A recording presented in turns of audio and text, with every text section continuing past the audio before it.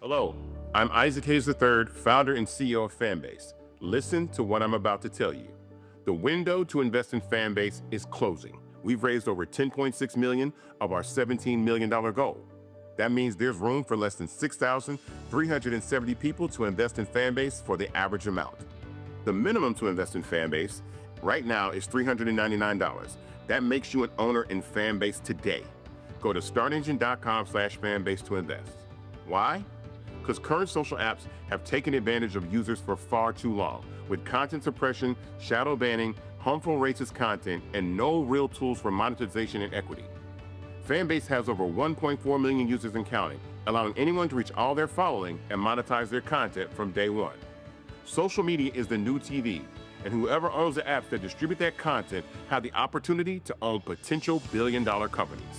While big platforms with uncertain futures are failing to serve their users, Fanbase is stepping up to fill the gap. Don't wait until it's too late. Invest now, invest for yourself and your future. Go to startengine.com/fanbase and own the next generation of social media.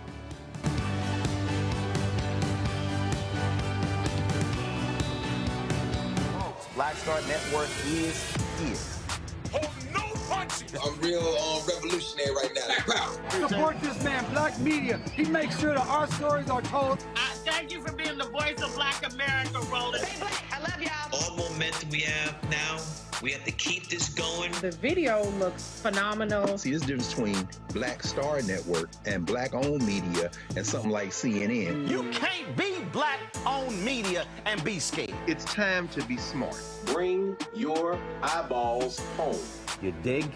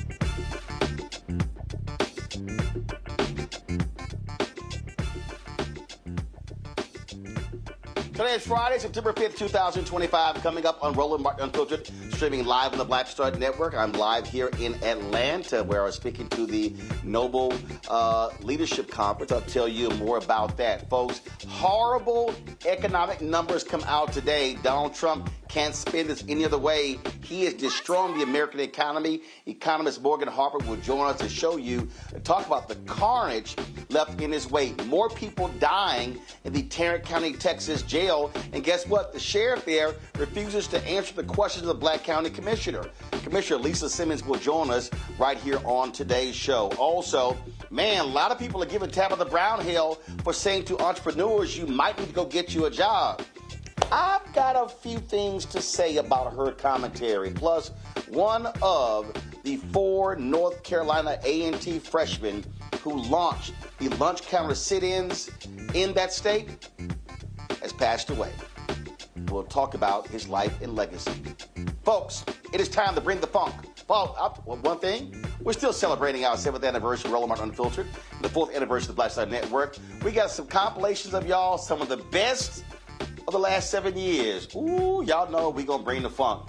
And it's time to bring the funk on Roland Unfiltered on the Black Star Network. Let's go. He's got it. Whatever the miss, he's on it.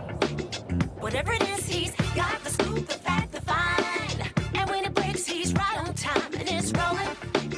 Best believe he's knowing. Putting it down from sports to news to politics. With entertainment just for kicks, he's rolling.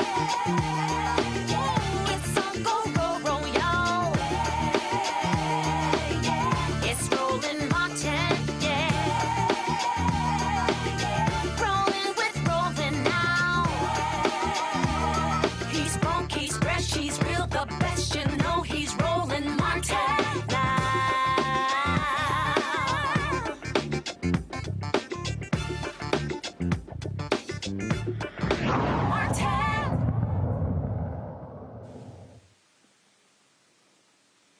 Folks, MAGA Sheriff Bill Wayborn took over as Tarrant County Sheriff in 2017. Ever since then, 70 people, not 7, 70 people have died in the Tarrant County Jail. Earlier this week, at Commissioner's Court, Commissioner Alisa Simmons wanted some answers. Well, guess what? This arrogant SOB wouldn't even show up. Watch. We did request the sheriff or one of his staff be present today to provide a briefing. Instead, this morning I received an email from the sheriff, which I was asked to read to the court. So this is dated September 3rd, 2025, to Tarrant County Judge Tim O'Hare and honorable members of the Commissioner's Court. The Precinct 2 Commissioner continues to ask for public briefings on in-custody deaths at the Tarrant County Jail. We have and will continue to be very transparent with these cases in terms of what information we are able to release. We are one of the few agencies that issues a press release on in-custody deaths. The practice places us as one of a limited number of agencies to proactively inform the public on such sensitive matters. Should any of the public, the media, or elected officials, including the Precinct 2 Commissioner, seek further information, they are encouraged to submit a formal records request through the Freedom of Information Act. Furthermore, the repeated lack of civility displayed by the Precinct 2 Commissioner towards Tarrant County staff is both hostile and unprofessional. I will not subject anyone from this office to that type of inappropriate treatment. Therefore, no one from this agency will participate in briefings requested by the Precinct 2 Commissioner before this court. We appreciate your understanding and remain available to collaborate in a respectful and constructive manner related to other issues. At your service, Bill Wayborn, Sheriff. So, to the absent sheriff, hi. So the briefings aren't for the Precinct 2 Commissioner. The briefings are for the public. The briefings are because you were elected to serve everybody. You should not choose who you update on our jail population, on video magistration, on jail deaths, anything. The public tells us, the 69 elected officials in this county, what they want, and we do our best to give it to them. If you don't want your staff to come down here and take questions, that's your responsibility in the first place. I didn't ask you to send staff. I asked you to come down here. And where are you? Big, tall guy, big hat, guns, everything. And you can't take questions from the citizenry, your constituents. We need to be updated on these jail deaths. Nobody's asking you for specifics. 2 weeks after a jail death, you give us what you got, and then you keep coming and informing and updating the public, because we need to know what keeps happening in this jail. You ought to want to be transparent. So you stay over there, wherever you are, hiding from your constituents. And a 125-pound commissioner, you ought to be able to answer questions. I don't know which camera to look into. It's just ridiculous. It's called responsibility. It's called professionalism. If you didn't do anything wrong, come say it. It is the responsibility of all elected officials to report out to the people that elected us. It's just real simple. It's not deep. You don't have to send your staff. It's what you were elected to do. Now, folks, let me help y'all out. 2 jailers are facing charges, murder charges, in the death of Anthony Johnson Jr. Died after being pepper sprayed and forcibly restrained. In another case, a pregnant woman was left to give birth alone in her cell. Her baby did not survive. Oh, but I thought these people were so-called pro-life. Taxpayers have paid out more than $4 million in settlements and neglect, including the largest payout in county history. Now, again, the sheriff is like, I don't care. I'm not here before the commissioners to answer these questions. Joining us right now is Commissioner Alisa Simmons. Glad to have you back on the show. Again, I just want to be clear. 70 deaths since he took over in 2017? No, 76. So we can say 75. 76 deaths. Yeah, we can say 75. I count baby Zenora, the child that passed away. She was born in custody. When it was discovered, they rushed the baby to the hospital, so she died at the hospital, and the baby wasn't in custody, but I count baby Zenora. So 75 with baby Zenora, 76 in 8 years. We have people dying in our jail at an inordinate rate. So there is a problem that's unacceptable. And when I've been in office 2.5 years, it was suggested to me, and I thought it a great idea, that after we have these deaths, the sheriff come and brief us. So he decides when he's going to come and when he's not going to come. So if it's somebody that died, from a heart attack, he'll come and brief you. But if it's lethal force or questionable, he just doesn't show up. No. Again, I want the public to understand something here. Commissioners are elected. The sheriff is elected. But the budget for the sheriff's department is approved by the commissioner's court. So he does answer to the commissioner's court when it comes to budget. These are county employees. Absolutely. He's elected. We control the purse strings. But remember, Tarrant County is the largest Republican county in the country. We're the 14th largest county in the country. We're the last red county in the country. And so the commissioners' courts here are 5 people, and there are 2 Democrats and 3 MAGA Republicans. And so they support every penny that the sheriff and the district attorney budget and want to spend. So there's that. And people come to the podium, the public come to the podium and tell us to fire him. But because he's elected, the commissioner's court can't fire him. The people have to make sure they don't reelect him. So we do control. But here's what. So are you telling me? So are you telling me you've had 75, 77 deaths since 2017, and the other commissioners, the Republicans, they don't care. They literally aren't demanding answers. They're not trying to hold the sheriff accountable, and they are perfectly acceptable with him being insubordinate, saying, "Oh, I'm not going to show up because Commissioner Simmons is hostile." When all you are doing is demanding answers, which your constituents elected you to do.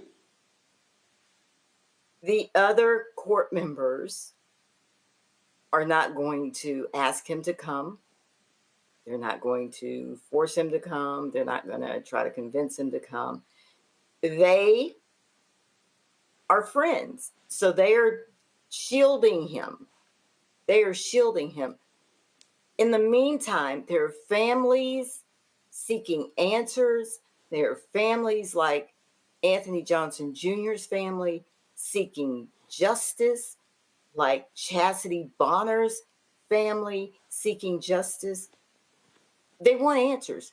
In the Chastity Bonner case, did she in jail 3 weeks? How'd she get fentanyl? And where are the medical records that said she died from fentanyl? Better yet, where are the 3 minutes of video missing from her bookend? There are so many questions, and he is not answering them. He's not being forced to speak to these families, respond to me, a duly elected officer of the state, the commissioner's court. He has said no.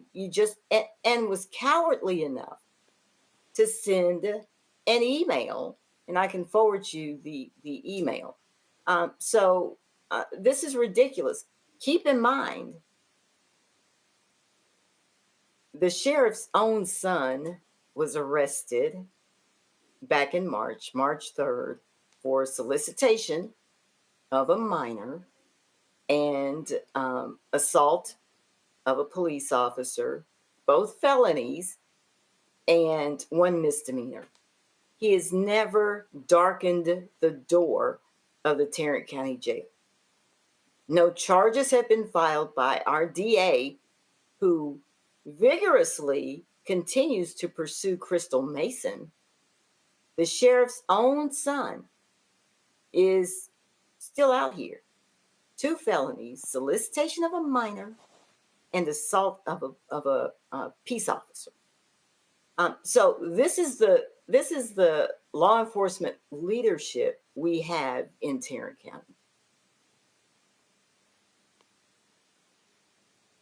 So we discussed this last night, and the bottom line is these are county-wide positions, and this is where we've got to have a concerted effort of black folks, of progressive voices, to be organized and mobilized. This sheriff can be voted out. This district attorney can be voted out. And that's just a fact. And even though they're gerrymandering, listen, these commissioners can be voted out. And so people have to actually give a damn and use the power of their vote to do so. I mean, you're down there fighting this. You're like a lonely voice in the wilderness. But I really hope people of conscience, people of color, black people in Tarrant County are preparing to move. When is the election for the sheriff and the district attorney? For the district attorney, it's November 2026, same time as me. The sheriff was just reelected in November, so He's here for another 3.5 years. And before I was elected, let me give credit where credit is due. There were organizations, advocacy organizations, already at Commissioner's Court showing up about these jail deaths. Unity in the Community, the United Fort Worth, those are two African-American led and membership organizations. The Justice Network, Tarrant for Change, and the Fort Worth Tarrant County branch of the NAACP. So with regard to jail issues and jail reform, they have been on it. And so they are there. They are with me. We work together. But the broader, and since I've come into office, my staff has helped me, along with the advocates, elevate this issue more. So, you know, it's out there. Everybody in Tarrant County knows about Bill Wayborn, this jail, but they didn't vote him out. They didn't vote him out. So we're stuck with him for another 4 years. These families are not experiencing the justice that they deserve, the answers that they need to bring closure. And at the same time, taxpayers are, your dollars are going to settlement payouts. And not only that, when you look at the Anthony Johnson Jr. case, the terrible lethal force case, I've seen the entire video, and it is horrific. Gotcha. We have been paying outside counsel to come in and do the district attorney's work. It's terrible here. Lots of stonewalling, gaslighting of constituents, won't give me data that I request, and now trying to paint me as an angry Black woman. So, I mean, it's unfortunate here, and people like you and I will say, you got to vote. I'm going to bring my panel. Michael Imhotep hosts African History Network show out of Detroit. Matt Manning, civil rights attorney, joining us out of Corpus Christi, Texas. Candace Kelly, legal analyst and host Not All Hood podcast out of South Orange, Georgia. Matt, you first. Yeah, so Commissioner, first off, good afternoon to you. I had a question for you, kind of a procedural question. So is Tarrant County generally insured by TAC, by the Texas Association of Counties? Yes. Well, we're large enough to that end, Commission. Mm-hmm. Go ahead. Go ahead. I'm sorry, I cut you off. So we do consult with TAC on insurance, but we're large enough to self-insure. So to self-insure, okay. The reason I ask is because when I saw this story, and thank you for your advocacy, by the way, I was very interested in whether there was a way you could just directly get any claim that they've made and then publish that to the people, because I deal with this all the time with counties. Anytime I represent somebody in a jail death situation, it's very difficult to get the information because of all the PIA exceptions, as you well know. The sheriff can say it's a pending investigation and all that stuff. So it's very difficult to get. But as a commissioner, it seems like you could get any claim that's made because customarily the county attorney is going to send it to outside counsel. So is that a means by which you can get information and disseminate it? Because you don't have to go into executive session for that, right? You can get that and you're right. Let your constituents know. Okay. Yes, sir. You're right. I can request it. I've requested data from this county, and it hasn't been given to me. I've been told that and like you said, you understand I'm an elected official, I have to get an attorney general's opinion. I mean, it's the continued insult and the disrespect that a commissioner that runs this county, have to go to the attorney general to get an opinion on releasing information to me, an elected county commissioner. It's stonewalling at its finest. But I will, as soon as I'm off, I will email over and ask for claims and see what I get.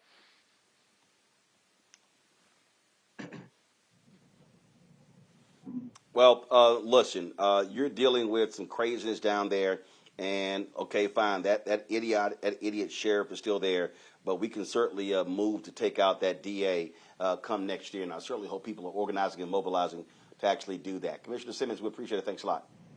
Thank you. Folks, going to go to a quick break. We come back. We're going to talk about the awful economic numbers. And boy, you know it's bad when Donald Trump, the numbers are so bad. Now he's tweeting about Epstein.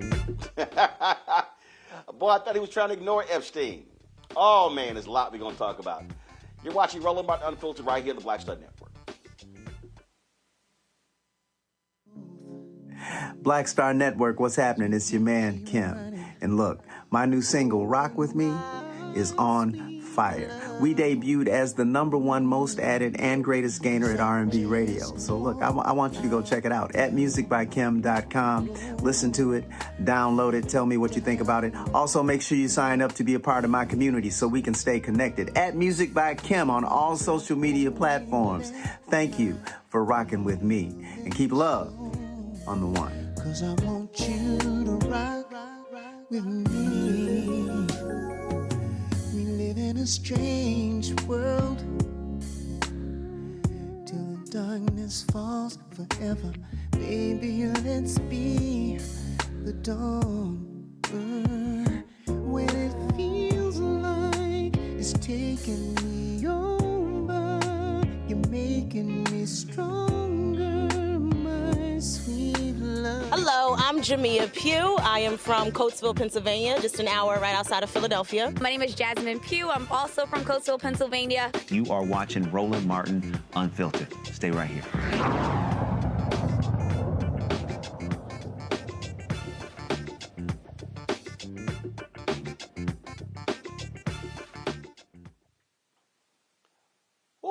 My goodness, folks, the economic numbers that dropped today show horrible job creation in this country. Black unemployment jumps to 7.5%. Let me say that again in case you misheard me. 7.5%. That's black unemployment. Last year, it was a low of 6.1. And where are all those black MAGA people? Where's the help? I thought they were sitting here saying things are going to be great. This is going to be the golden era. Well, guess what? This basically is signaling a significant slowdown in the U.S. economy when it comes to employment growth. Overall, folks, last year, approximately 22,000 jobs. Just 22,000 jobs were added last month, significantly below the expectations of around 75,000 jobs that economists projected. Now, overall employment rate increased to 4.3%. And we see, of course, as we see what's happening with black people. Specifically, unemployment among black men increased to 7.1%. For black women, spiked to 6.7%. The rising unemployment rates for black women, often an early indicator of economic downturn, serve as another warning sign. Morgan Harper is the Director of Policy and Advocacy at the American Economic Liberties Project. Glad to have you back on the show, Morgan. I thought MAGA said this is supposed to be amazing. Oh, we were just going to be raining. It's going to be raining cash and things were going to be made. Now they're trying to blame the Fed and Jerome Powell. No. How about your stupid tariffs? How about the rising in food prices and all? We are seeing Trump was handed a great economy from Biden-Harris, like he was previously handed a great economy from Obama-Biden, and he's screwing it up. Yeah, there's no denying. And I mean, I think, Roland, we don't need to look any further than the White House itself had to admit today how bad these numbers are. We know that these are not people that will ever admit to anything negative about Donald Trump. And there was no denying. Only having 22,000 jobs created last month. The fact that this is not just below expectations for what we were expecting for August for this year, but it's 70% lower than what were actually created a year ago before he was in office. I will say, I mean, I think a lot of this, and we can get to this a little later, is stemming from some issues that have been going on in the economy in terms of income inequality, wealth inequality for some time. But you are absolutely right that Donald Trump is exacerbating a lot of this with his reckless policies with tariffs and how he's implementing them without any accompanying domestic strategy. It's creating so much uncertainty in the economy. And there's a lot more here. I mean, the fact that manufacturing jobs, yes, have not at all been created with the 6-month straight decline. These are facts that we have not seen in some time. Construction jobs are negative for this past year, or since the beginning of this year. And a lot of people now we're seeing are out of work. So the Black unemployment numbers are really troubling. I mean, we've already talked about the fact that Black women are impacted most by some of these federal job cuts. I think it's important, Roland, which maybe you've already noted, but the fact that now CNBC is having to report on these figures, I think shows just how real the risks are here and what it will likely mean for the broader economy. And that a lot of people are now, more in part-time jobs than we were seeing before. These are all adding up to an economy, that is very weak. No one knows exactly when a recession might come, what extent it might take or look like, but there's not a lot of positive information here.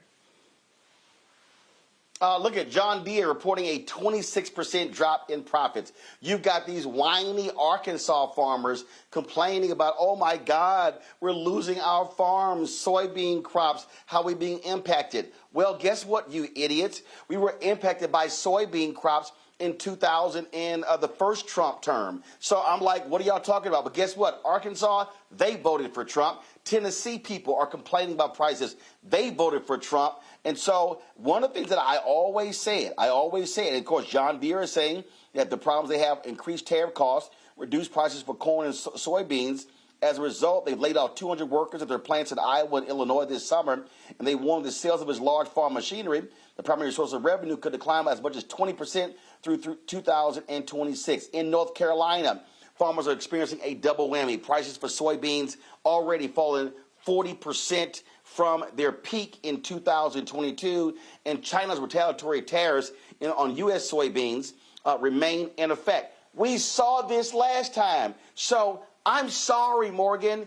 Thoughts and prayers for these idiots who voted for him again after he destroyed farmers, leading to a $25 billion bailout for mostly white farmers the last time the idiot was in the Oval Office. Yeah, and I think that's why you're hearing the messaging from them that, oh, don't worry, the real data is going to come soon, in a year. Don't worry about what's happening right now. Just hold your horses a little bit, and then you're going to see how great this economy is going to be. That's kind of like, maybe I'm going to become the Queen of England. There's nothing about my current life that suggests that that's likely to happen, but that's the fantasy continue to feed people. And it's not a fantasy. It's a nightmare. They have set up a nightmare. And it is going to impact farmers. I mean, we've touched on this before, but I think it's important to note again. They're trying to suggest that, oh, well, of course there's going to be difficulty with some of these industries. We're taking on the immigrants. It's like, well, no, immigrants have been propping up the American economy, especially in industries like agriculture, but it's across the board. And so that's not a good thing. They're trying to make it seem like they're fulfilling this mission, but that's only going to add to the labor costs that a lot of these farmers are experiencing, in addition to the impacts from tariffs. So we're at the beginning of this journey. We are not at the end. They are going to, it seems, continue to try to dilute the American people into thinking that somehow this is part of a master strategy. But when you have the Secretary of Commerce that is on TV in reaction to these numbers today, suggesting that all is well and give it some time, I mean, this is madness, and again, really, really scary. So, I mean, I think the other thing to keep in mind as all of this is happening, and the experience of real people in the economy that know that they should be nervous, that know that they have no guarantee that if we do face another downturn, there is going to be an adequate government response that isn't just trying to pay political favors, that will actually do something for all Americans, that there is complete giveaway to some of the largest corporations in America. So that there was a dinner last night with all of these tech executives congratulating, in the case of Google, for example, that their antitrust lawsuit is likely to go away, that it didn't result in them having to really change their business model, that we're going to collaborate with you all on AI. Who's that going to benefit? How many jobs is AI creating? And how many jobs are going to be created if it's just Google who's in charge of AI? So there's a lot going on. It's hard to keep track of it all. I appreciate, Roland, all you're doing to try to keep people informed, because we are headed in a really, really bad direction here, and we need to make sure that folks understand, are speaking out, and more importantly, are really coming together to figure out, okay, when this all completely falls apart, what do we need people to do? What do we need our elected officials to do, and really to look out for each other? Morgan, I have said for the longest that broke white people are going to have to be harmed economically for this country to wake up. And guess what? We're on our way. Now, we already see this impacts African Americans, it impacts Latinos, it impacts all people of color. But what these white folks are going to have to feel the pain, it is going to have to be direct, immense. So when you talk about, listen, right now, we've never had this many homes on the market for sale, and folks are like, I ain't buying, because they have economic uncertainty. They don't know if they're going to have their jobs. You got interest rates up, and so folks are like, man, you got now those people who are trying to sell those homes now have to sit on those homes, and they're not going to be economically harmed. The DOGE cuts, the firing of the federal workers, the canceling of the billions in grants. What you saw was literally, if I have to phrase it, this was an economic seizure that took place that's now metastasizing into an economic heart attack. And these people are like, oh my God, what do we do? And guess what? Y'all voted for it. This is exactly what you voted for. So when I hear one of these white folks go, we didn't vote for this. Yes, you did. You simply didn't pay attention. Yeah, and so that's why I think it's going to be very interesting to see how this plays out. They're saying, in a year it's all gonna show how it's positive, and you'll see this strong economic growth. I mean, a year from now takes us to a little bit before November 2026, and there's going to be a lot of elections then. So how this is all massaged over to the American public that they should still support all of these Republicans that have completely co-signed on this agenda, that have not put up any sort of resistance to things like the Medicaid cuts that are going to be another. I mean, I got to say, I was on a conservative outlet this week where they do these debates between the liberal and the conservative hosts, and this woman's laughing in my face when I'm saying, what really threatens safety is like things like taking away people's health care, taking away their economic security. That's what leads to increases in crime, and that's what you all are doing. And she's laughing at me. I was like, This is.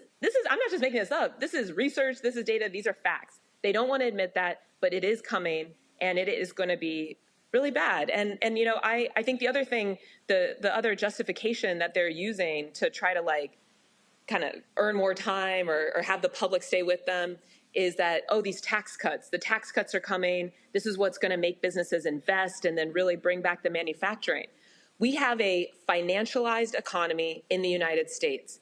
The companies that are really driving economic growth, many of them are public companies that are closely tied to the stock market. When they get extra money, they don't have to use that to build a new factory. They can use that to pay dividends to their stockholders. So, what would make them more likely to do something like invest in building a factory would be the government creating subsidies and incentives for them to use their money for that purpose, rather than just paying it out to themselves in huge CEO packages. That is not happening in this administration. So what is likely to happen with these tax cuts for companies?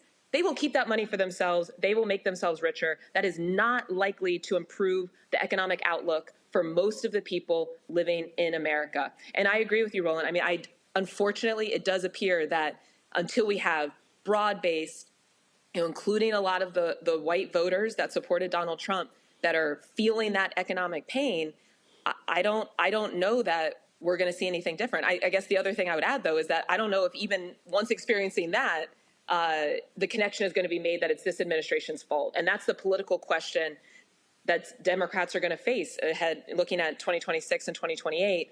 What's the counter message to what they will be saying? Because they will do whatever they can, I think, to make this seem like it's not their fault. And then what is our vision for the future? Questions for the panel. Candace, you first. Yeah, Morgan, I am wondering, where are the jobs? I think that's what people want to know. If they're not here where I am, if they're not there with the 319,000, Black women especially that got let go from their jobs between February and July, where can people go? Is it a state? Is it an arena, an industry that we're just maybe not thinking of or looking at that there might be something there? Well, the only industries that seem to still be creating jobs, given the real steep decline in job growth, is healthcare. But even in that stat from the last month's data, it's showing that healthcare job openings are declining as well. And so, if people were looking for an industry that's a little bit more safe from the impacts of tariffs, usually, healthcare and government would be two industries you would look towards. But in this environment where state budgets are going to be cut, where we know DOGE has really eliminated a lot of the possibility of getting hired in the federal government, healthcare remains. But I think we also need to be honest about the fact that our healthcare industry has been financialized, like I was talking about before. So when they are also facing some uncertain economic headwinds, when there has been no intervention from the government to force them to spend their money in a certain way, what are a lot of corporate healthcare systems going to do? Continue to pay their executives a lot of money, perhaps, and continue to try to get as much as they can out of insurance companies and such, but not necessarily anything that's going to pass along to higher wages for their employees, for example, the practitioners, healthcare workers, create more jobs, try to hire more people. They might also be crunched in that way. That is leading to things like fewer job openings right now. So again, not at all a good jobs report here. And this is something that I do think, though, we need to continue to make sure people are sharing their stories of what they're experiencing on the ground in these industries. But yeah, when we have healthcare that's not available, I think when we look at the Black male unemployment rate rising, that can also be driven by things like manufacturing and also transportation, logistics jobs that are being contracted as well. These are not the safe industries that one might expect, especially given some of the promises from the administration about what we were supposed to be getting from their policy decisions. Michael? All right, Morgan. So, Morgan, I'm confused because I thought rounding up all these illegal immigrants was going to open up the job market. And when we look at the reporting from the Census Bureau and Pew Research, 1.2 million immigrants are gone from the U.S. workforce under Donald Trump. So why is it the job market exploding? I thought that's why people were voting, because he was going to round up the illegals. Please explain it to me. Yeah, I mean, and we have to almost laugh to kind of work through all of this, but it's just, it is really unbelievable, just the lies that are being spewed right now and the impact that it's having on real people and communities. And so, yeah, like I was saying before, I mean, the U.S. economy at this point, not just in agriculture and food service, a lot of different industries relies on the work of immigrants. We can have a whole separate conversation about the legality of how a lot of people have come into this country or not, and whether or not they should be here given how they got in here and the policies to do something about that. That's a conversation that could be had. You know who is really well positioned to have it and do something about it? Republicans who are in control of Congress and the White House. Right. If they wanted to pass a bill tomorrow to do something about immigration and how that impacts the labor market and making sure that Americans are getting the jobs that they want, they could do that tomorrow. That's not what this is about. This is about political points that they want to score to be able to maintain political power. It is having a very detrimental impact on the economy, because the reality, again, is that we need a lot of immigrants to be able to support the industries that are driving our economy. Yeah, especially farming. Yeah. Yeah, so let me first say it's hard for me to have Candace and Morgan in the same place. It's too much brilliance in one spot. So y'all got to break this up next time. But in any event, Morgan, my question for you. Oh, my God, the sucking up is amazing.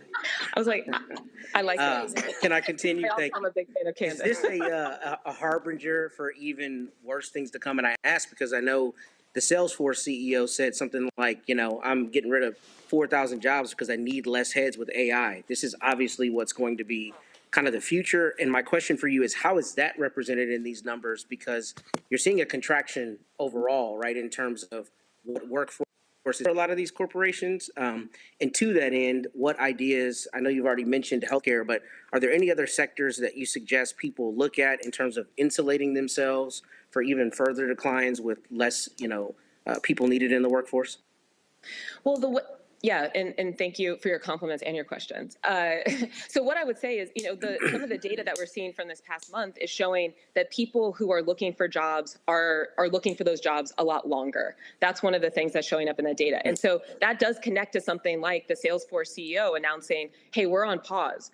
We're laying people off, which means we're not going to be hiring people more. He's saying it's AI, and maybe it is. But maybe it isn't, right? And there's a lot of other companies that are announcing layoffs that are using the cover of the economic uncertainty to be able to just kind of shed workers. Because again, this connects to what is driving our economy right now. And a lot of the companies that are in the US that are responsible for our growth, they are connected to the stock market. They are financialized. They win when they are rewarding stockholders. They are not winning when they are paying the average American to work at their company. And so if they have a little bit of an opening to be able to say, hey, this labor cost, we can kind of reduce this a little bit, most of them are going to take that because they don't actually give that much of a shit about what's going on at the community level for us as Americans, right?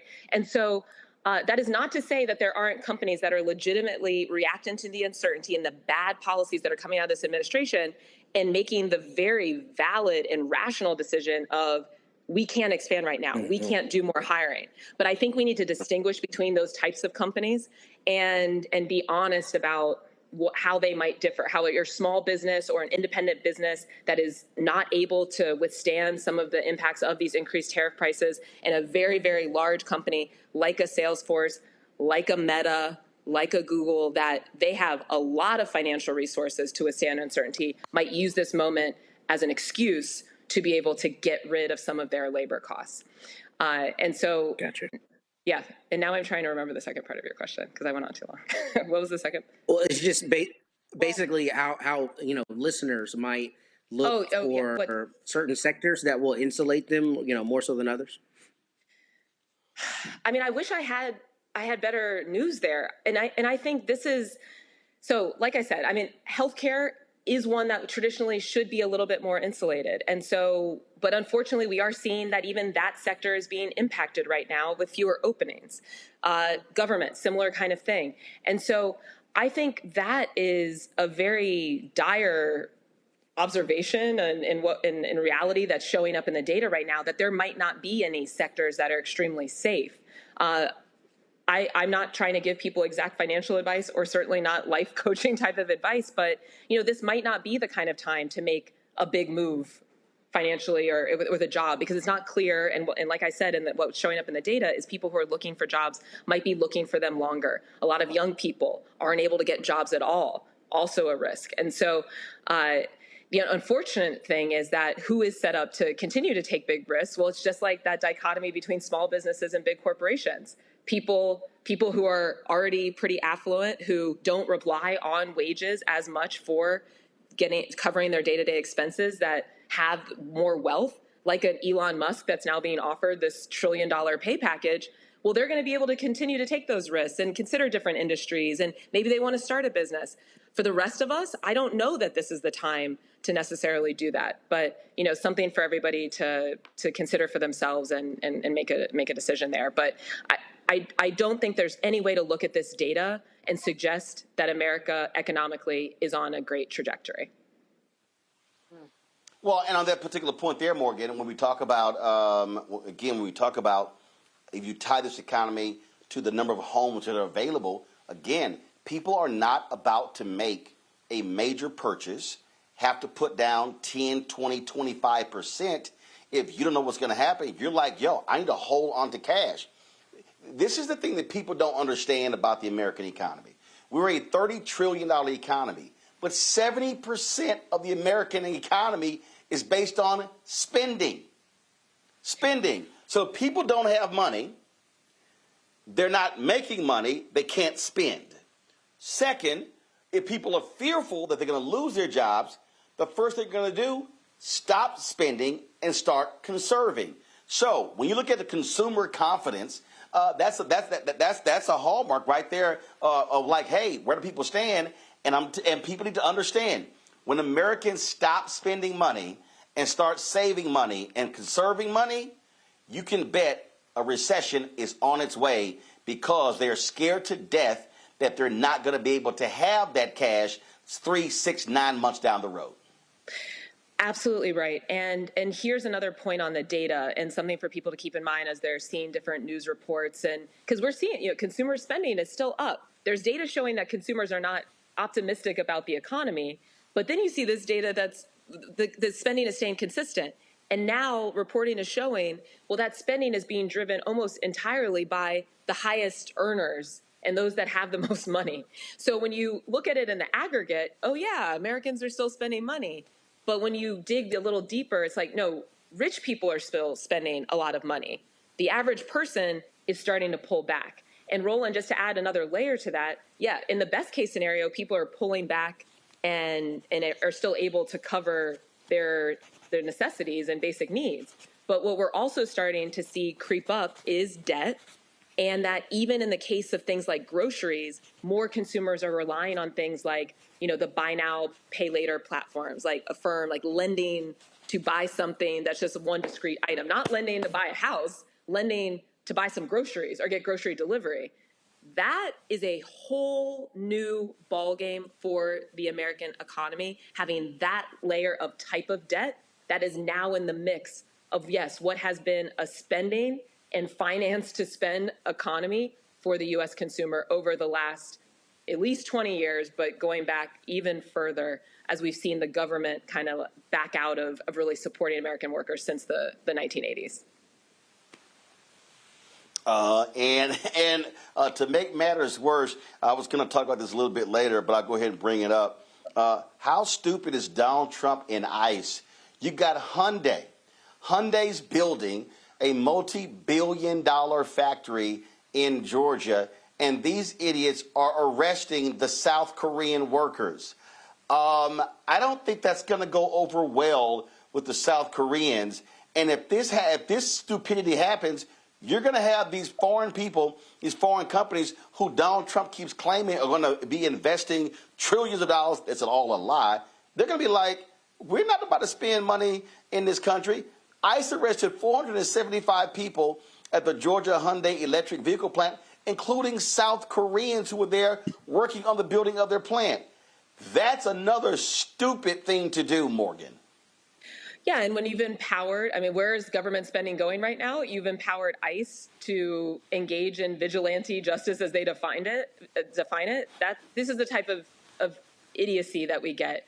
Yeah, not logical. I was on the show in Columbus last night, and we're each going to our cars. I have a Ford F-150 truck.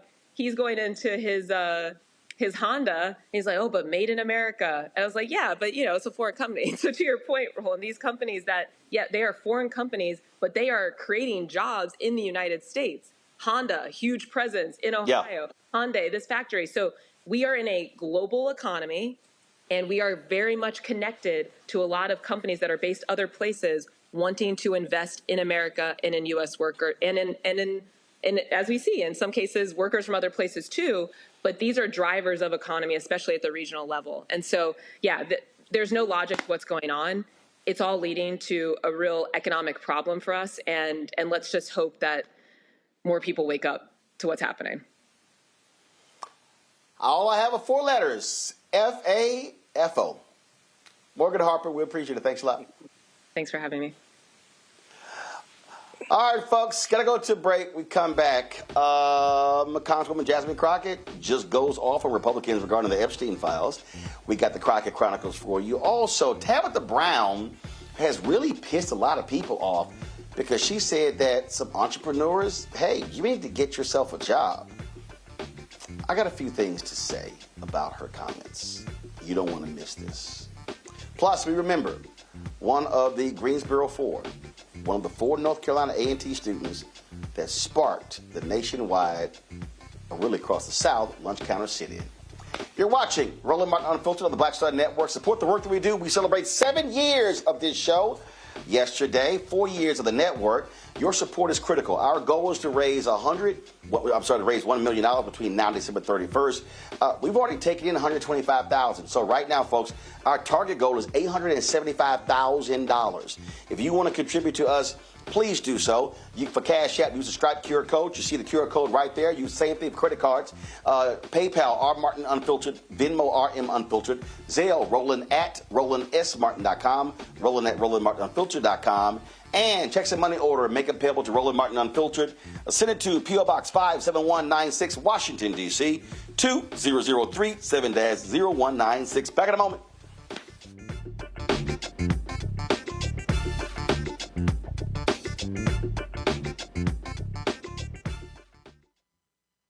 Next on the Black Table with me, Craig Carr. Immigrants lured off Texas streets and shipped to places like Martha's Vineyard and Washington, D.C. Believe it or not, we've seen it all before. You people in the North, you're so sympathetic to black people, you take them. 60 years ago, they called it the reverse freedom rides.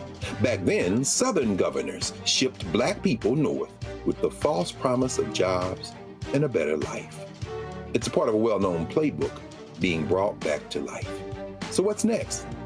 That's next on the Black Table, a conversation with Dr. Gerald Horne about this issue of the reverse freedom rides, right here on the Black Star Network. This week on The Other Side of Change. D.C. has been ravaged and taken over by tanks, soldiers, police officers over the last 2 weeks, and it's only starting there. Trump has announced that he also has plans to bring this to Chicago, Baltimore, and New York City. So we're going to dig into it. This is On the Other Side of Change, only on the Black Star Network.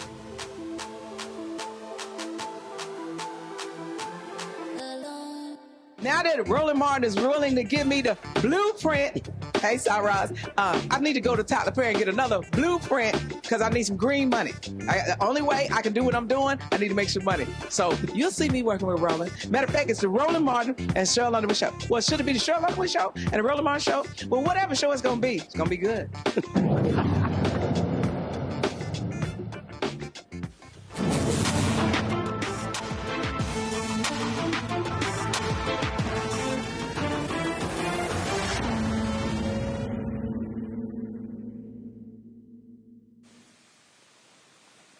Boy, things got heated on Capitol Hill with Congresswoman Jasmine Crockett went off on Republicans. You know, Donald Trump has been doing all he can to shut down the release of all the Epstein files. Now you got this stupid fool, House Speaker Mike Johnson, claiming that Donald Trump was an FBI informant to take down Epstein.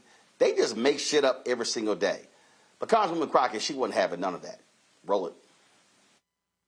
It's interesting that we're sitting here and we're talking about the so-called threats to the First Amendment when the biggest threat to free speech right now is the old guy that is sitting over in the Oval. Now, Mr. Farage and I met over a month ago, and he has made it a brand of being this free speech warrior. And one of the things that I wanted to recap was the fact that he literally tried to shut down my ranking member as he was engaging in his own free speech. It seems like it's more so free speech for me, but not for thee, a lot of times with certain people.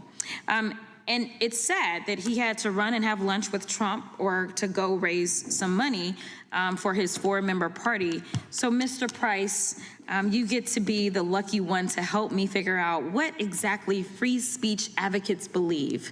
It's good to see you again. You tell me whether these government actions support free speech or suppress it. Let's call it free speech or federal suppression. Fining or defunding news outlets or companies because they don't share a particular political message.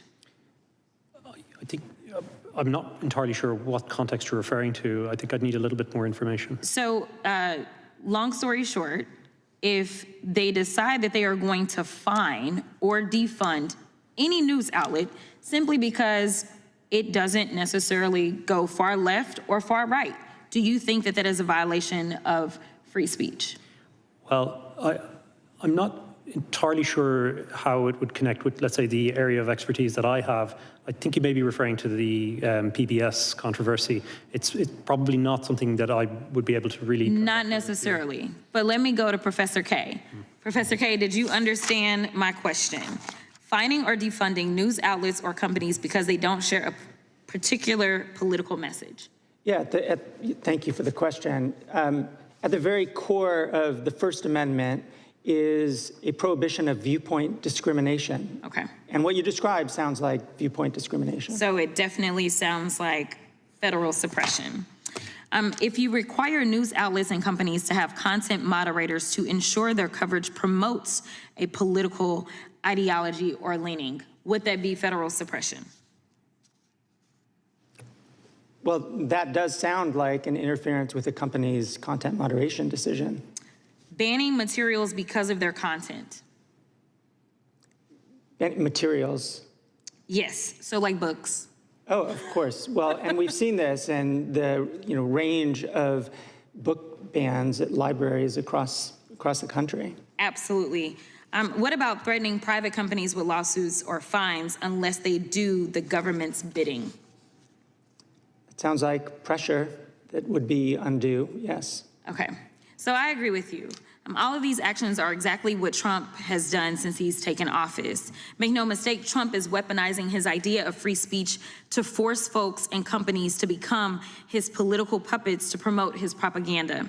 Trump and Republicans defunded NPR because they argued it was biased. Trump has removed books discussing racial discrimination at U.S. military academies, including the amazing Maya Angelou's autobiography, I Know Why the Caged Bird Sings. He's tried to strip funding to schools across the country if they don't remove materials that include discussions of racial discrimination or that promote diversity. And in order for the merger between Paramount and Skydance to happen, the FCC chairman and Republican-appointed commissioners required Skydance to establish a bias monitor. And in its FCC order noted reports, quote, concerning negative media coverage of the Trump administration. This is to say nothing of Trump pushing television networks to get rid of comedians and talk show hosts who criticize his administration, say like Mr. Colbert.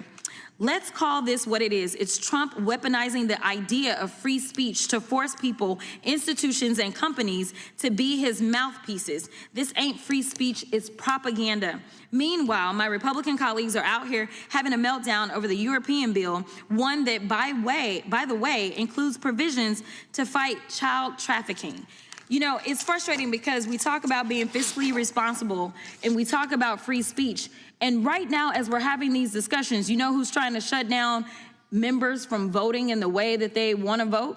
It's the president, who literally said he would look at anyone who decided that they were going to vote to release the Epstein files as hostile. That sounds like a threat as it relates to all First Amendment protections, in addition to the fact that it's literally contravening our constitutional duty that we swore an oath to, because we don't swear to an orange king. Instead, we have sworn an oath to the Constitution, and we were elected to represent the people that elected us. Thank you so much, and I'll yield. Candace, these people don't give a damn about free speech. What they care about is that they have free speech and they shut everyone else down. Not only they shut other people down, but they also make them pay. It costs you to say what you want. Ask ABC, ask CBS. But what we're going to see now with these Epstein files is something else that they would have never seen before. And that is, as we know, these women have come together, and people from all sides of the political spectrum are now saying, we can just give that list by ourselves. We can go on this floor, we can claim immunity and use somebody else as a mouthpiece who has volunteered, and we are going to get that list by ourselves.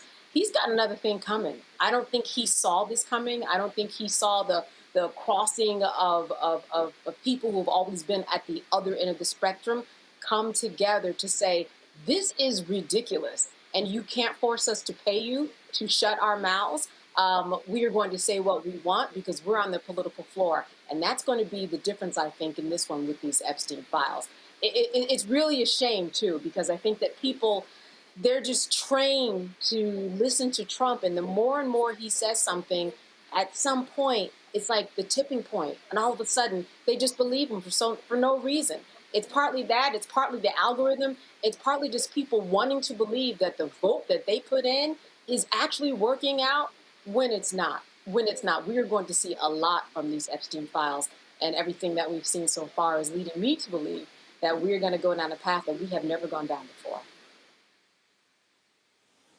This is what happens when you elect somebody, Michael, who has no morals, values, principles, or ethics, no integrity, no honor or decency. Absolutely. And also, don't forget somebody who tried to overthrow the government and incited the insurrection. Let's not forget that also. And then gave a pardon to the insurrectionists, 1,500 of them approximately, on his first day back in office. So this was predictable. And this is a guy who was good friends, but according to Jeffrey Epstein, who's dead now, he can't speak for himself, but he was good friends with Jeffrey Epstein for 10 years. Okay. And see, the question I have is like, okay, so Jeffrey Epstein was sexually abusing all these women for years, right?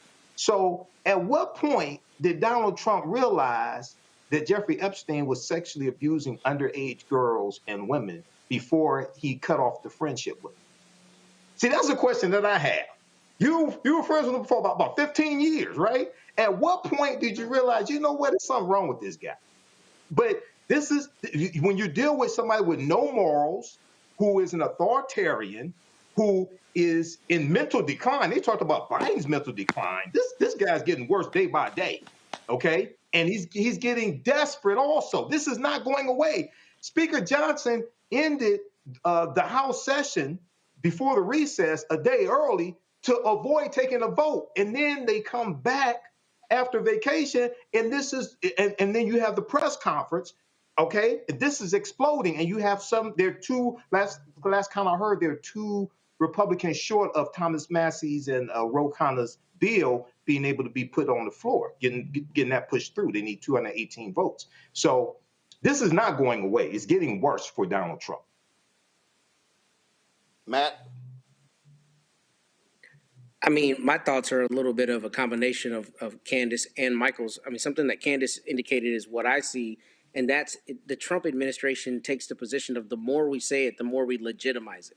I think the problem with that, to Candace's point, is that they underestimated how much people would draw the line at his association with Epstein and them not being truthful about what's in those Epstein files. And, all of Bondi's back and forth and DOJ's back and forth about whether they'll release things, what they won't release, all of that. Long story short, I don't think that even the people in their base are okay with his association with that. And I think they're running scared, frankly, to see how long they can keep it concealed and see if they can distract us with other things before that flag really gets planted. But I think you got a problem when even crazy Marjorie Taylor Greene is saying that she's going to, want to know everything that's in those files, right?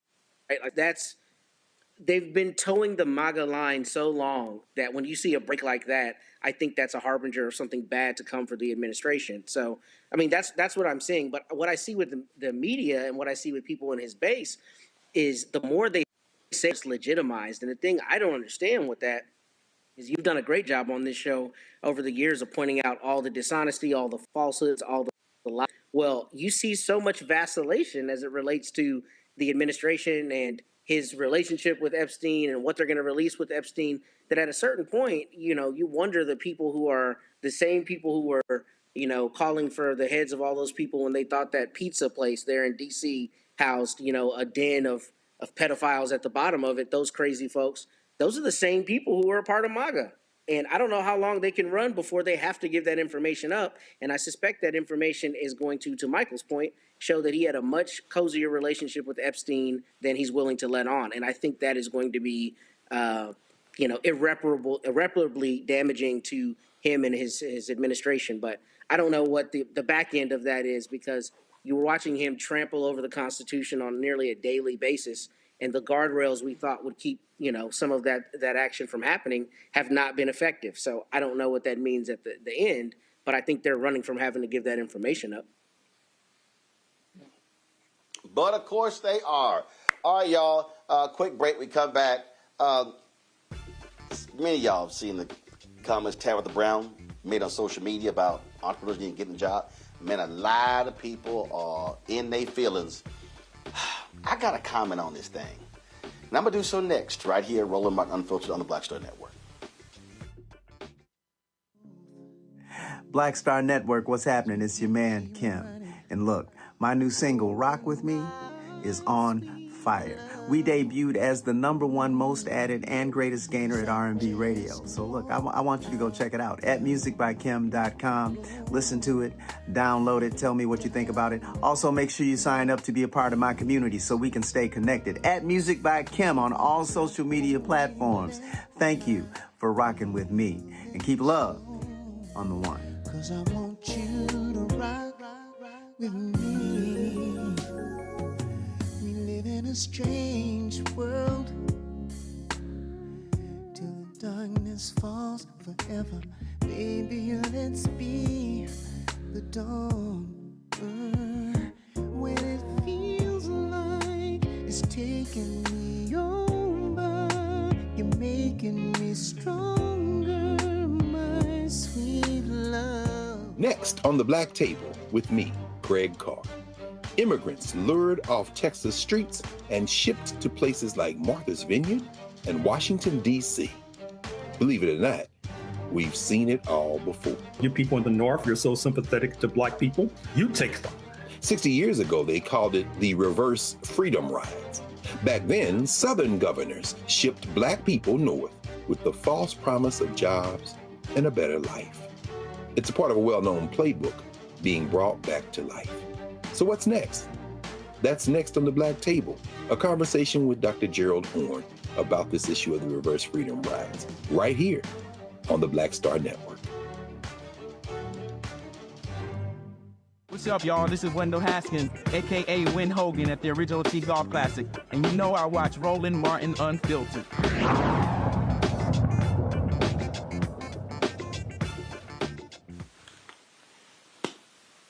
All right, folks, actress, author, entrepreneur, social media star Tabitha Brown. Let's just say caused some people's getting their feelings when she said this the other day about entrepreneurs and jobs. Hello there.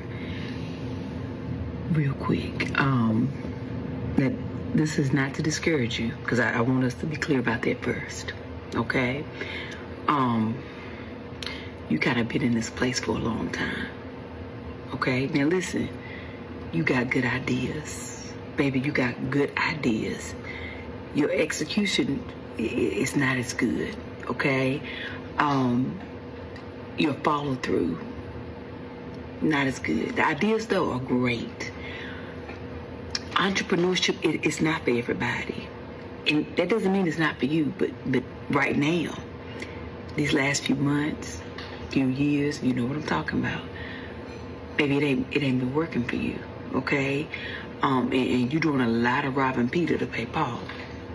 Okay, you done got yourself in some mess, and it's time for you to get a job. You hear me? You just gonna need to get a job for a little while. Okay, it don't mean your ideas ain't good. Okay, it don't mean that maybe one day you could be a good entrepreneur, but you have proven to yourself and everybody else that you owe money to, okay, that it ain't working right now. Okay, it ain't worked for a while. It actually has never worked yet. Doesn't mean it won't ever work. But right now, you need to go to work. You're gonna need to get a job, okay? And then keep working towards it. But at least you'll have a job while you are pursuing that thing. But right now, you need to get a job, baby. All right? That's it. I love you. Now go about your business. Okay, have a good night. Tomorrow, have a good day. But even if you can't have a good one, don't you dare go messing up nobody else's here. Don't be mad at me, okay? So I'm sitting here perusing social media, and I'm looking at people who were just in their feelings, upset, mad, angry, saying that Tabitha was wrong for what she had to say, and that There was just, I mean, how does she squash someone else's dream? And I'm sitting here and I'm reading all of this sort of stuff, and I'm like, really? Let me explain to y'all something. I come from a family of entrepreneurs. My grandmother had a catering business. But do you know what my grandmother was doing while she was building her catering business? She was working at a florist. Yeah, she was a florist. And so she was excellent at floral arrangements. And then decided to open a catering business. And she was working at the florist and starting her catering business. And then when the catering business reached a certain level, then she left the florist to run the catering business. My mom had a cake business. I remember my mom taking the classes, the icing classes, the decorative classes. That was at nighttime. She was working in an insurance company in the daytime. And so the cakes was a side business. But she had a job. I have said to people for years, my sister is a great artist, business. But what did I tell my sister? While you are building your art business, that is your side hustle.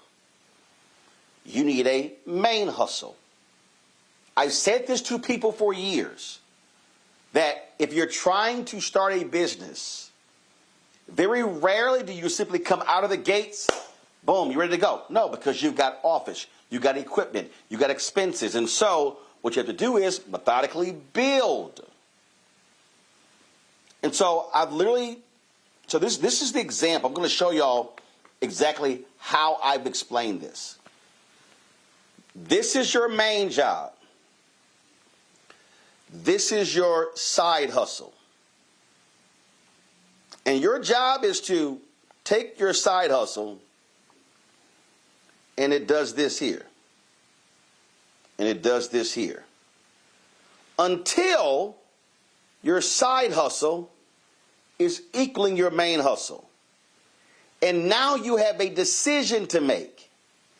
And that decision is, does my side hustle now become my main hustle, or do I keep my main hustle and I'm satisfied with my side hustle being right here? Because see, understand something here. And my brother, he's had to do this. I totally get it. Hey, I got a business, but I need health insurance. So I'm going to run my business, but I'm going to still do this job over here because it's giving me health insurance. So even though I really, really, really want to do this, I'm not ready to pay my own health insurance because I got it over there. It's the same concept, y'all. So I don't understand why these people are acting a fool. What Tabitha had to say. It's some basic common ass sense.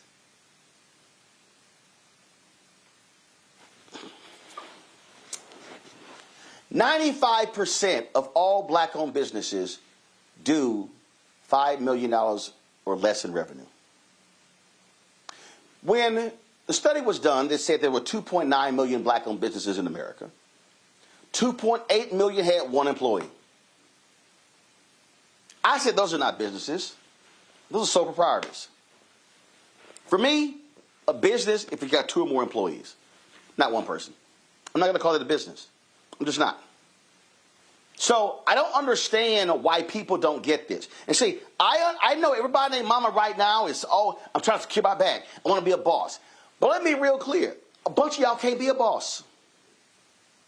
Because you know shit about being a boss. See, let me be as blunt as possible. Having CEO on a business card does not mean you have a business. Having founder on your business card does not mean you have a business.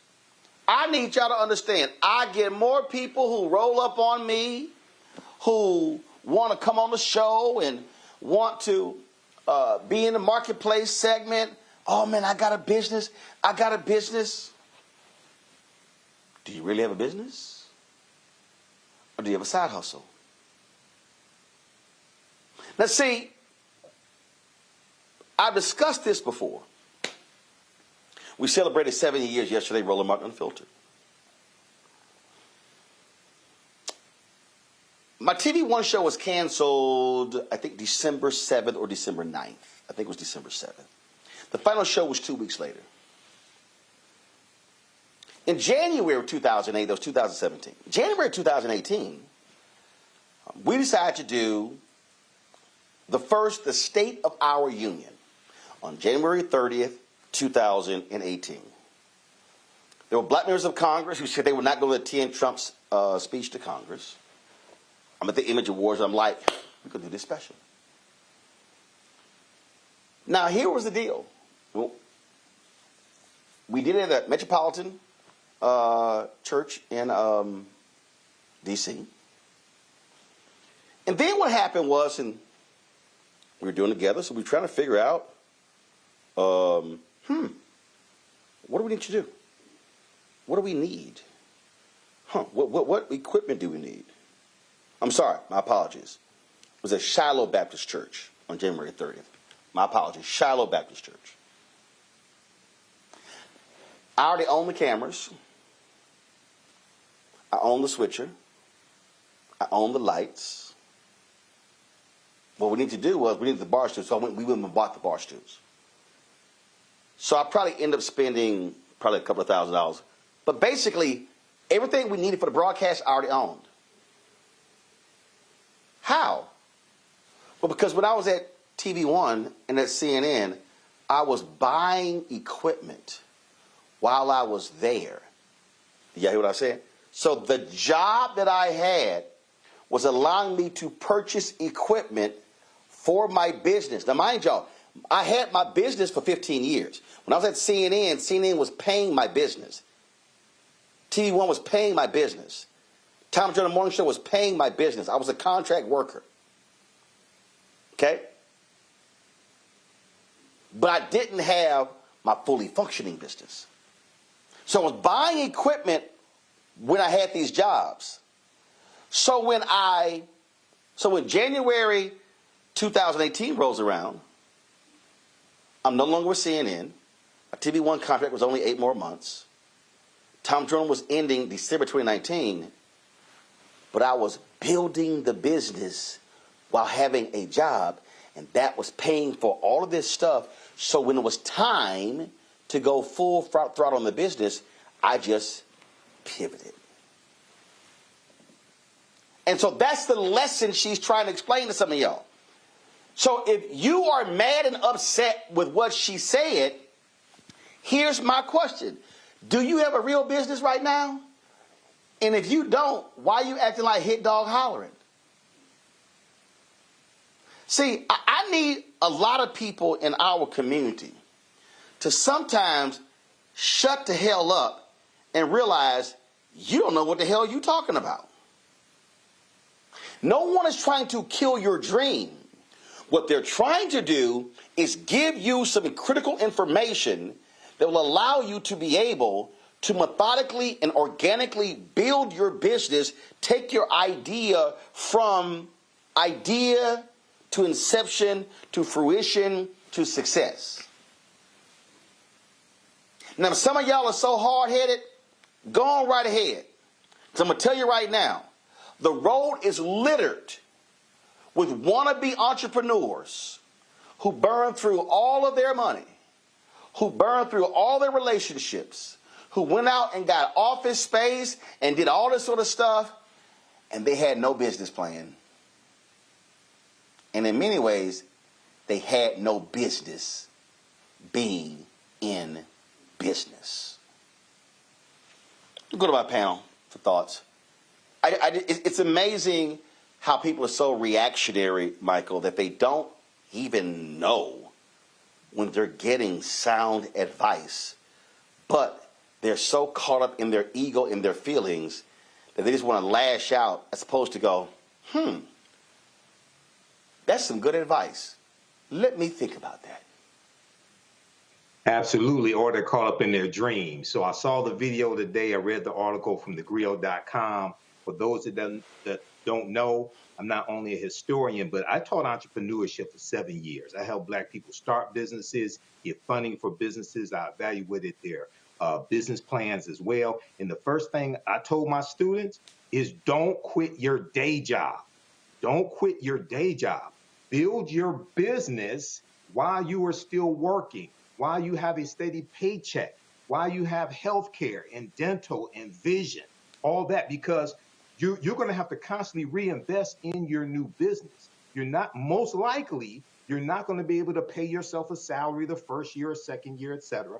And when it comes to African-American owned businesses, currently approximately 8 out of 10 African-American owned businesses go out of business in the first 18 to 24 months, which means most likely you're going to lose your investment, et cetera. Okay, so I'm all for people being entrepreneurs who want to be entrepreneurs. Okay.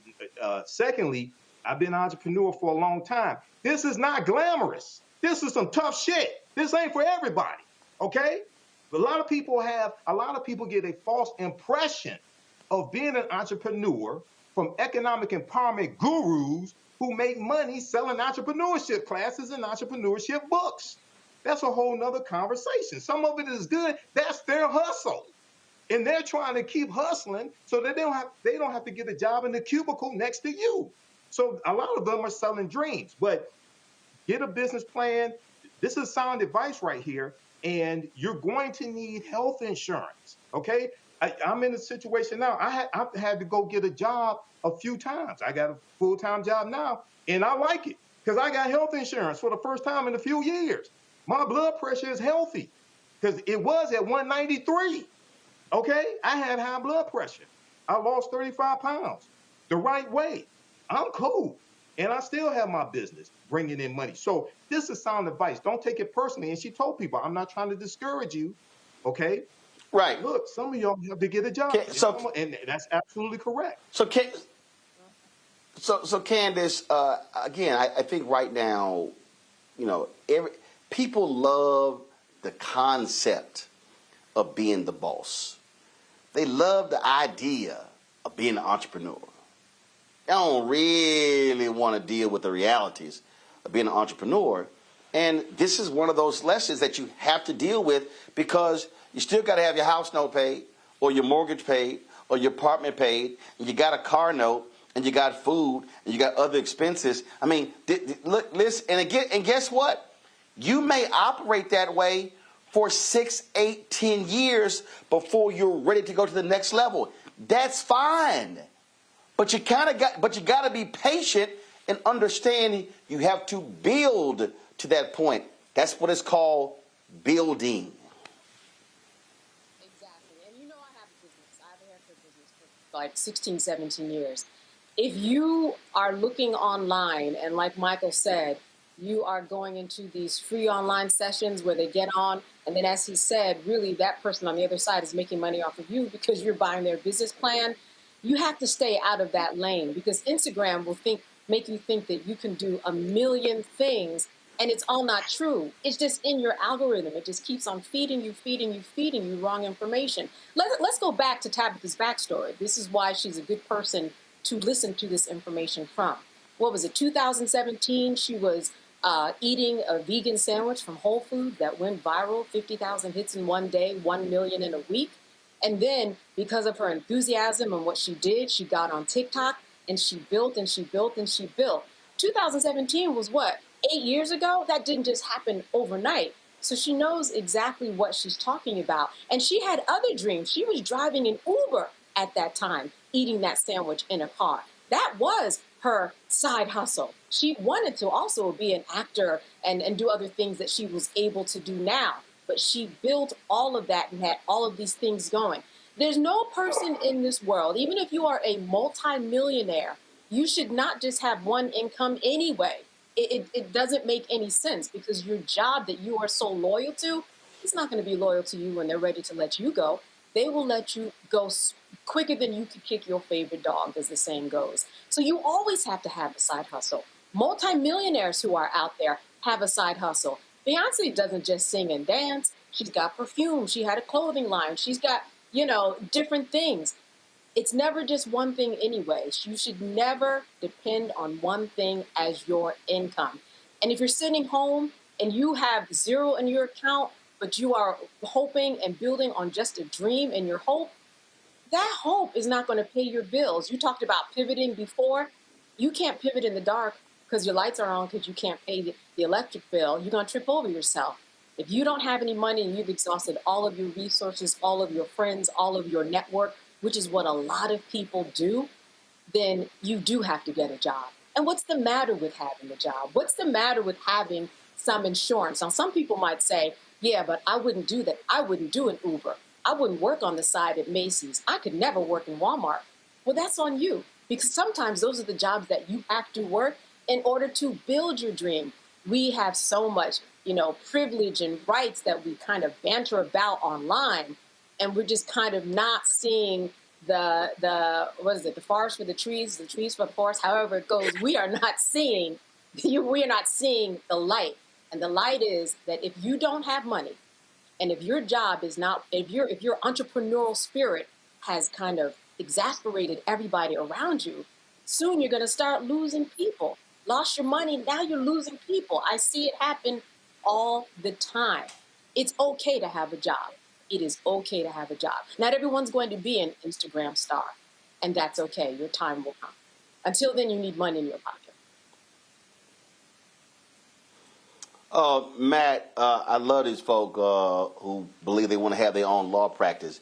And you go, you got any clients? Because if you ain't got no clients, you just got a shingle. No, have you been to law school? Well, No. First of all, obviously, if somebody wants to have their own practice, they've been to law school. But my point is, you can go to law school. You can actually pass the bar. But again, if you're going to start a law firm, you kind of got to have clients. You need revenue. Matt? Well, I mean, you got to start somewhere. I was going to say, you always throw me off when I expect you to be loud and wrong as usual, and you're not. You're 100% right on this segment, I think. First of all, I am never loud and wrong. So maybe your audio is bad, but go on right here with your little comment. I don't go ahead and rewrite history, but in any event, here's my position on it. I think you're 100% right. I think Tabitha Brown is 100% right. But I think this speaks to a larger cultural issue. And for once, actually, I'll disagree pretty vehemently with Candace. I think we live in a society where we should be able to subsist on one job. I don't think you should have to have a side hustle. We should live in a society where there are enough government programs and other things that we have that allow people to go to one job, work a good job, and provide for their family on that. Now, don't get me wrong. Retail, other jobs may not provide you enough to do that substantially, but a cultural problem in the idea that everyone needs to have a side hustle. You shouldn't have to have a side hustle, and I think that's a relatively new economic phenomenon that as many people need to have side hustles to survive as do. But aside from that, I think the larger cultural issue is that we have an issue with not being in control, right? Like what we see lionized and what you see glamorized that you've already spoken to, I think, very well, is this idea of being the boss. But there is no lack of dignity in not being the boss. There's no lack of dignity in working for an organization. I'm a seasoned lawyer. I'm in high demand where I am. I work for a firm. I'm not the person who owns this firm. I could go out and start a firm, but I don't feel like I'm successful because I work for an attorney firm right now as opposed to working for myself. I can do that if I want to do that at some point, but I don't feel like I'm less important or less successful because I work for a firm where I became a named partner, but when I started out, I wasn't a named partner here. My point with it is that's a cultural thing that I feel like is a relatively new phenomenon, especially where everybody feels like they have to be the boss to be valuable. And I think that's the larger problem here. And I think that's why people took such umbrage to this, because what you see pumped out every day on social media is you're behind the curve if you don't have your own LLC. You're behind the game if you don't all the tax code and all that stuff. And all that stuff is BS, man. I mean, there's no lack of dignity in working a job. It's good if you can have a side hustle. It's good if you have the bandwidth. It's good if you have specialized skills. It's good if you have the vision to capitalize on those things, but there is no shame in being a plumber. There's no shame in working for the local school district. There's no shame in working a good, honest job and putting food on the table. And, you know, in this situation, I've got 3 boys at home. If I were out seeking some entrepreneurial dream and I was not putting food on the table, by all means, excoriate me and tell me to go get a job. But if I'm able to, you know, provide for them as the way I need to, and I have a side hustle, then cool. But if I don't, that's also cool. And I think a lot of the thing is right now we're seeing this conversation where it's like everybody's got to be this boss, and that's the larger issue. And I think that's why people feel a little attacked. But I think her advice and her opinion is spot on. I think you should work, and I don't think there's any shame in doing both things at the same time. I'm mad. I got to jump in. No, absolutely. What are you going to tell? Candace, go ahead, get in his ass. Matt, what do you want to tell 319,000 black women that lost their job between February and July? What about those who had a side hustle? You think they're better off or worse off? They're better off. You can't depend on a job in this economy in 2025. I'm sorry. Yeah. Even back in the day, my mom was a teacher. She also taught piano. My dad was in education, and then he also owned properties, the properties which, you know, they were able to relay over to the legacy and all of their daughters. You got it. Black in America, I'm sorry. Even just the whole idea of staying in one job for a creative person who's going to explode sitting on that 9 to 5, you better have a side job somewhere or side hustle somewhere. You mentioned, you know, being a plumber. What if somebody has an accident? Then what happens? You can't, you know, do anything if you lost your leg or lost your right arm. You talked about being on the school board or a teacher. What if the school closes? What if the charter school closes? What if you lose your job? The side hustle was good. Yeah. I'm saying that you don't want to be caught out there without anything on the side. Plus, even if you are a multimillionaire, not a multimillionaire doesn't just have one job. They invest. They buy properties. They do other things. It doesn't matter what level. I just think you're missing the message on it. That when I say side hustle or another job, I don't mean that in a pejorative way at all. I mean that no matter who you are, billionaires don't just have one job. Think of all the billionaires you know. They don't do just one thing. We shouldn't either. Sure. And here's the thing, good sister. I think you actually missed how I framed it. So I think it's a matter of, I think you should be able to subsist on one job. Now, if there's a different question as to whether it's prudent to have a side hustle, then by all means, we can have that conversation. But you know, contingencies, things that can happen. I mean, I don't disagree with you. If I lost my job today, I wasn't able to practice law, I'd have to pivot. That would be an enormous change to my life. But should I be able to go to one job in this country with the riches this country has and be able to provide for my family? Absolutely. I don't think you should have to have a side hustle, irrespective of whether a lot of people do. I don't think that there's a problem with necessarily having a side job, and I surely didn't think you were characterizing it in a pejorative way. I think culturally we have an issue if most of the economy cannot subsist on one job where they put enough food on the table to buy a home, keep food over the Okay, all right, stop. All right. Okay. I mean, okay, all right. First, listen. Stop. Okay, that's a separate conversation. Okay? So, first of all, both of y'all are correct. All Matt you're simply saying is, we're not saying everybody needs to have a side hustle. The whole point is this here. The conversation here is, if you're choosing to be an entrepreneur, you have to build your business properly. And you can't walk away from a job when you don't have enough revenue coming in to sustain your lifestyle. So all she was saying and all I'm saying is if you would have an idea and you want to have a job, you begin to methodically build your business, keep your job, have your health care and your dental and those things. And as I said, this is it. Then all of a sudden, when it gets here, now you're at decision time, and it's simple as that. Before I go to break, Matt, what happened on Saturday?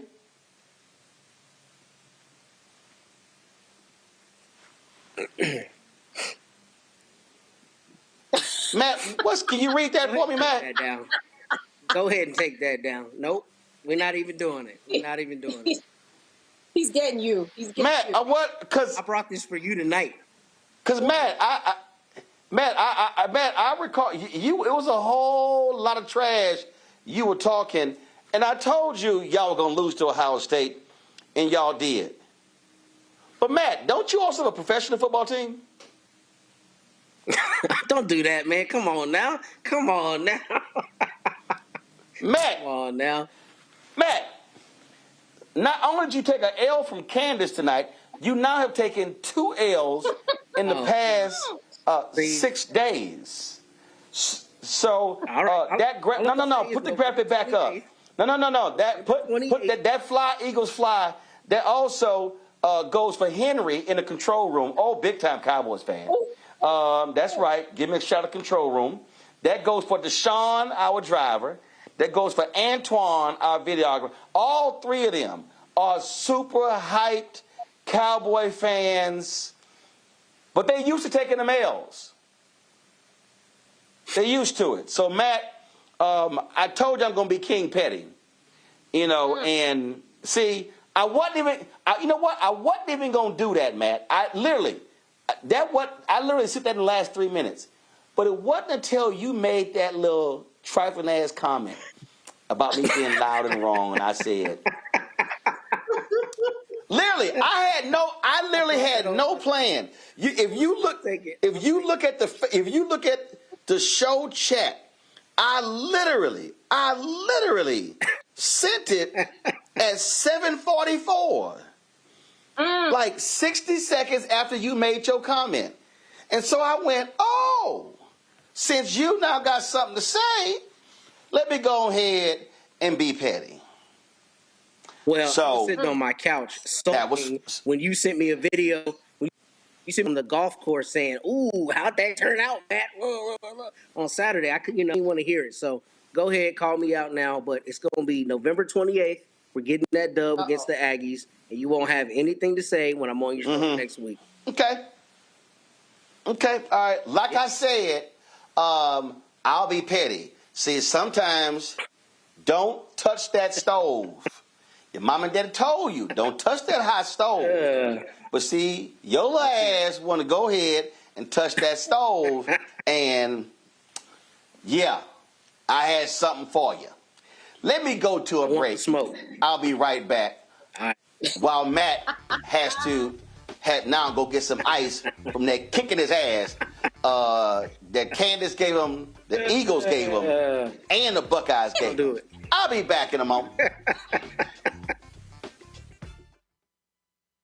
Next on the Black Table with me, Craig Carr. Immigrants lured off Texas streets and shipped to places like Martha's Vineyard and Washington, D.C. Believe it or not, we've seen it all before. You people in the North, you're so sympathetic to black people, you take them. 60 years ago, they called it the reverse freedom rides. Back then, Southern governors shipped black people north with the false promise of jobs and a better life.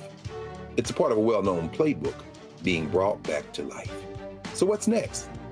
That's next on the Black Table, a conversation with Dr. Gerald Horne about this issue of the reverse freedom rides, right here on the Black Star Network.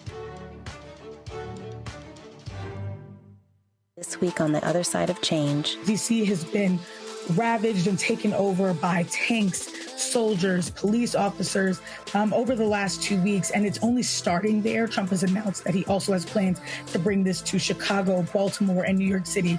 So we're going to dig into it. This is On the Other Side of Change, only on the Black Star Network.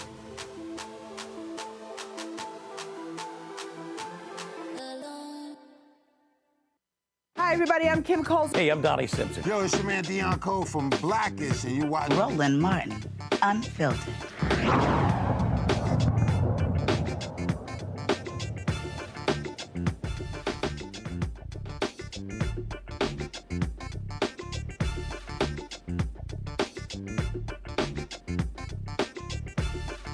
Supposed to follow it.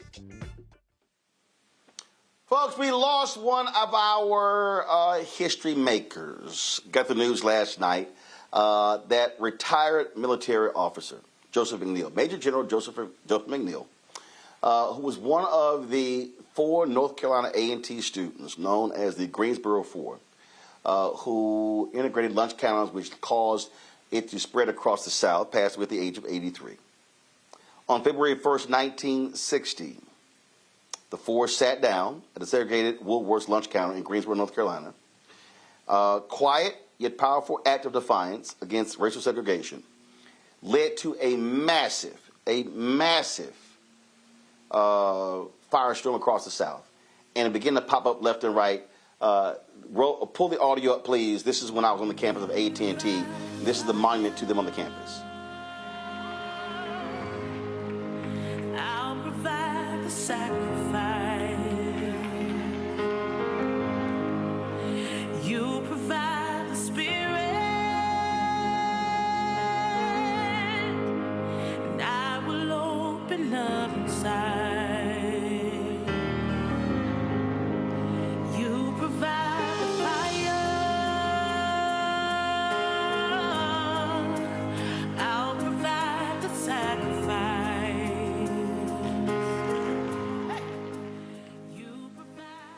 He served in the U.S. Air Force, and every year, I actually had the opportunity in 2020 to speak at the breakfast. That's where I shot that video, that statue that sits outside of the hall there. It is on the campus of North Carolina A&T, and they were four freshmen.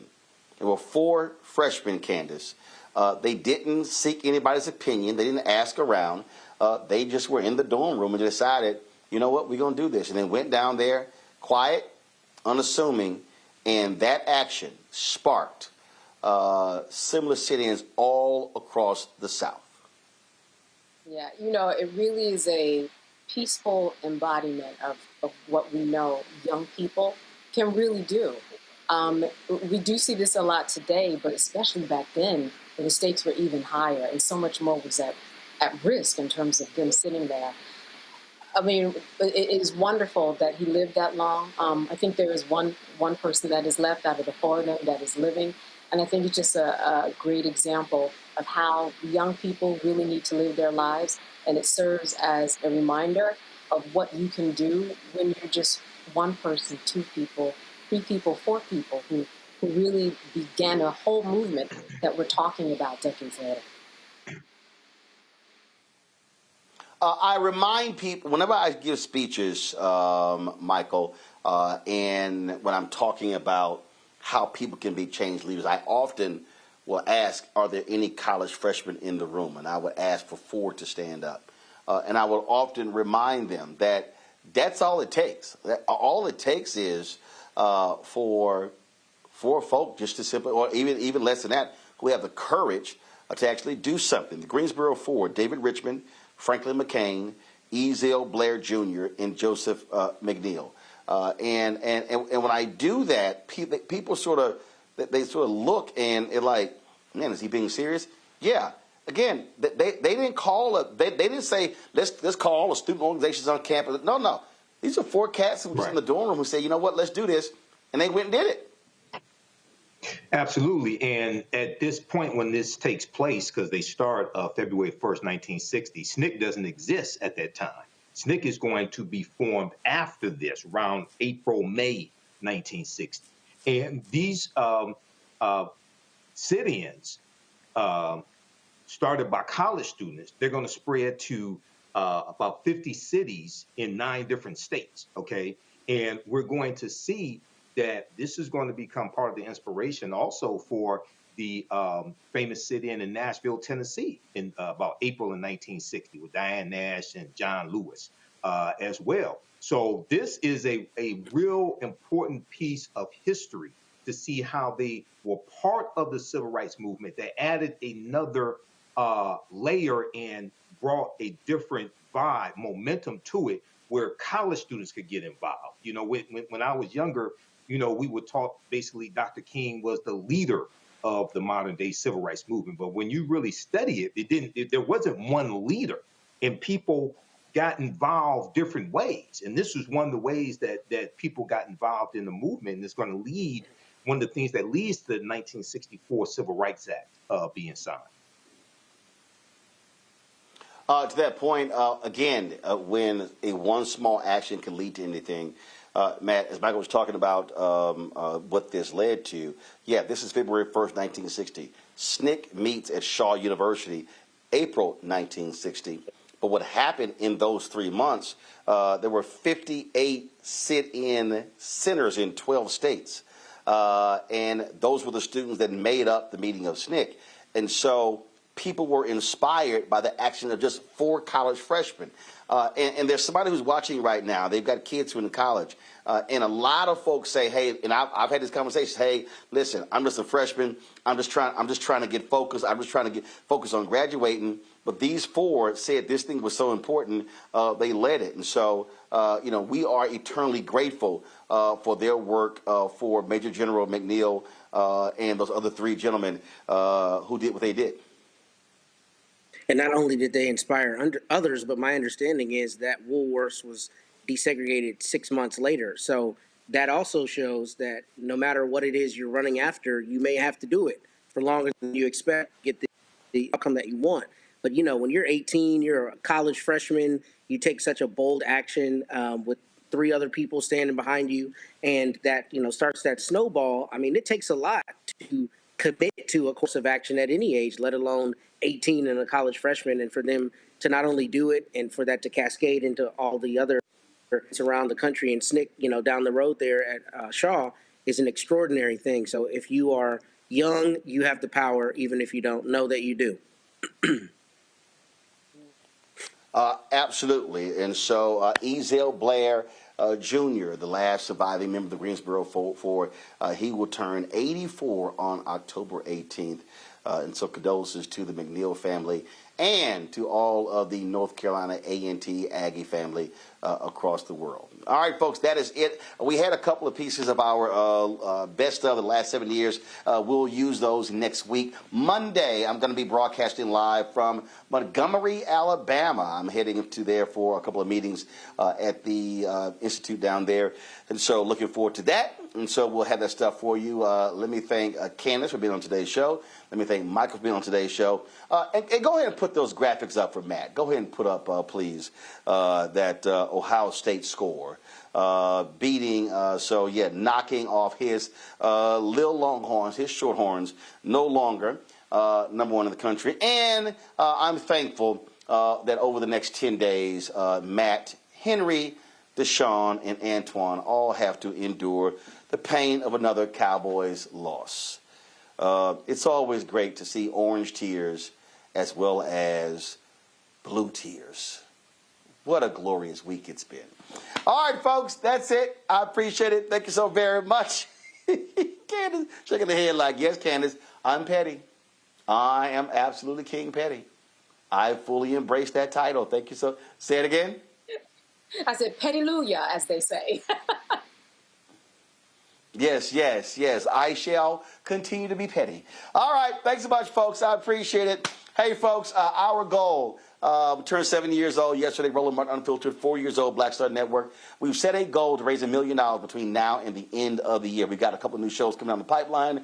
We're getting ready for 2026, traveling across this country. We're going to be spending lots of time here in Georgia. We're going to be in North Carolina, other places as well, in Texas. And so your support is absolutely crucial for the work that we do. We've had 45,000. That's right. Let me get the right number for y'all, because these are the number of people that have supported this show since we launched has been unbelievable. And we have 45,000, I think it's 45,216. I think that's the number. Give me 1 second. I just want to make sure I give the right information out. 45,216 donors to our show since we launched, and we appreciate every single one of them. We want you to become one of those, and so join our Bring the Funk fan club. If you want to use Cash App, use the Stripe QR code. You see it right there. You can also, of course, use that for credit cards, for PayPal. R. Martin Unfiltered. Venmo is RM Unfiltered. Zelle, Roland at RolandSMartin.com. Roland at RolandMartinUnfiltered.com. Checks and money order. Make it payable to Roland Martin Unfiltered. Send it to P.O. Box 57196, Washington, D.C. 20037-0196. Download the Black Star Network app. Apple phone, Android phone, Apple TV, Android TV, Roku, Amazon Fire TV, Xbox One, Samsung Smart TV. Be sure to get a copy of my book, White Fear, How the Browning of America is Making White Folks Lose Their Minds. Available bookstores nationwide. Get the audio version I read on Audible.